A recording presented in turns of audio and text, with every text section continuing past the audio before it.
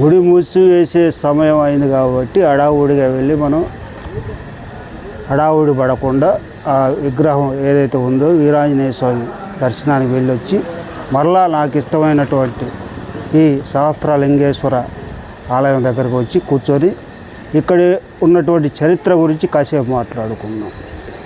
1938 సంవత్సరంలోనే ఈ సహస్రలింగేశ్వర స్వామిని స్థాపించాలనే ఉద్దేశంతో అప్పుడు మనకి శంకుస్థాపన చేయటం జరిగింది. కాలక్రమేణా 9/3/1961లో పరమేశ్వరుణ్ణి ఇక్కడ ప్రతిష్ఠించటం జరిగింది. అలానే జగన్నాథ స్వామివారు ఎవరైతే ఉన్నారో ఇక్కడ ఉన్నటువంటి జగన్నాథ్ గారు ఆ స్వామివారు కాశీకి వెళ్ళి 1108 శివలింగాలను సేకరించి ఇక్కడ ఆ 1108 శివలింగాలను ఒక దంపతుల చేత పుణ్య దంపతులు ఎవరైతే ఉన్నారో ఆ 1108 మంది చేత ఇక్కడ ప్రతిష్ఠించటం వలన దీన్ని సహస్రలింగేశ్వర స్వామి వారిగా పిలవటం జరుగుతూ ఉంది.